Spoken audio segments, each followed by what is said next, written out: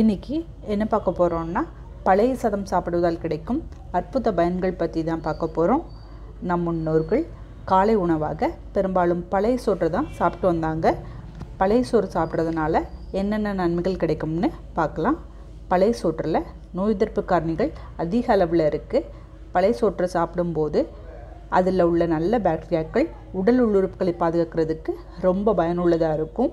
மேலும் உடலில் அடிக்கடி ஏற்படும் பல பிரச்சனைகளை தடுக்கிறதுக்கும் பழைய சாதம் ரொம்ப பயனுள்ளதாக இருக்கும். பழைய சோற்றில் லட்சக்கணக்கான நல்ல பாக்டீரியாக்கள் இருக்கிறதுனால அது சாப்பிடும்போது செரிமான பிரச்சனைகளை தடுத்து செரிமான மண்டலம் ஆரோக்கியமாக இருக்கிறதுக்கு ரொம்ப உதவியாக இருக்கும். தினமும் பழைய சோற்றை சாப்பிட்டு வந்தால் விரைவில் முதுமை தோற்றம் ஏற்படுவதை தடுக்கலாம்.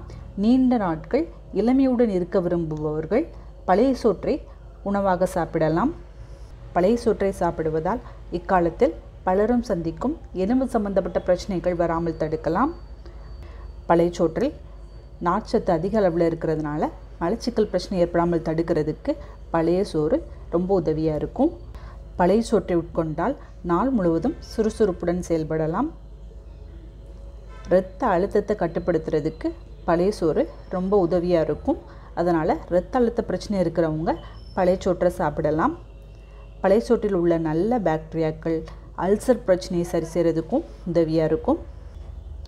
இந்த தகவல் உங்களுக்கு பயனுள்ளதாக இருந்தால் சேனலை மறக்காமல் சப்ஸ்கிரைப் பண்ணுங்கள், பெல் ஐக்கானை கிளிக் பண்ணுங்கள். அப்போ தான் நாங்கள் போடுற வீடியோக்கள் உடனடியாக உங்களுக்கு வரும். தேங்க்யூ.